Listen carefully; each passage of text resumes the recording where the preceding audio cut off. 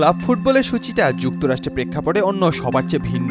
অন্য লিগগুলোতে যখন ভর মৌসুম, সে সময় মেজর লিগে ছুটি। বেশিরভাগ লিগের সঙ্গে মেলে না আমেরিকান লিগের শুরুর আর শেষের সময়টা। সে হিসেবে বর্তমানে ছুটিতে রয়েছেন লিগের ফুটবলাররা। আর এমন সময়ে যুক্তরাষ্ট্রের প্রেসিডেন্টের তলব পড়ল লিওনেল মেসির। মেসিকে আমেরিকার প্রেসিডেন্ট তলব করেছেন পুরস্কার দেওয়ার জন্য, কিন্তু সেই ডাকে সাড়া দেননি আর্জেন্টাইন খুদে এই জাদুঘর। লম্বা বিরতি কাটাতে তিনি বর্তমানে জন্মভূমি আর্জেন্টিনার রোজারিওতে অবস্থান করছেন, আর সে কারণেই তিনি আসেননি পুরস্কার নেওয়ার সময়।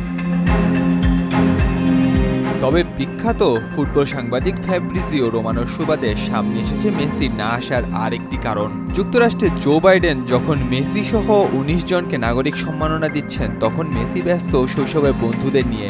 যে ক্লাব থেকে নিজের ফুটবল ক্যারিয়ারের শুরু, চলতি উইকেন্ড সেখানেই পার করেন মেসি।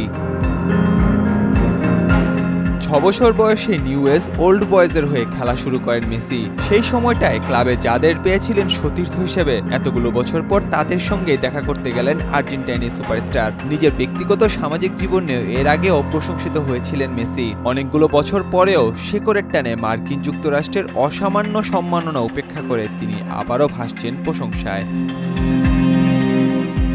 তবে মেসি বাইডেনের ডাকে সাড়া দিতে না পেরে দুঃখ প্রকাশ করেছেন। লিওর পুরস্কার জেতার পর এক বিবৃতিতে ইন্টার মিয়ামি বলেছে, লিও হোয়াইট হাউসকে একটি বার্তা দিয়েছে। সেখানে মেসি বলেছে সে দারুণভাবে সম্মানিত এবং স্বীকৃতি পাওয়াটা দারুণ সৌভাগ্যের বিষয়, কিন্তু সাংঘর্ষিক সূচির কারণে এবং পূর্ব প্রতিশ্রুতির কারণেই অনুষ্ঠানটিতে তিনি উপস্থিত হতে পারবেন না। তবে অদূর ভবিষ্যতে বাইডেনের সঙ্গে দেখা করার সুযোগ পাবেন বলেও তিনি আশাবাদী। ১৯৬৩ সাল থেকে সর্বোচ্চ বেসামরিক পুরস্কার দিয়ে আসছে যুক্তরাষ্ট্র। যুক্তরাষ্ট্রের সামাজিক উন্নয়ন, মূল্যবোধ ও নিরাপত্তা অবদান, কিংবা বিশ্বশান্তি অথবা সামাজিক জনপরিসর বা ব্যক্তিগত পর্যায়ে অবদান রাখায় দেয়া হয় এই পুরস্কারটি। মেসি সেই পুরস্কারের জন্য নির্বাচিত হন বর্ণাঢ্য ফুটবল ক্যারিয়ারের বাইরে গিয়ে লিও মেসি ফাউন্ডেশনের মাধ্যমে শিশুদের স্বাস্থ্য ও শিক্ষা খাতে কাজ করার জন্য।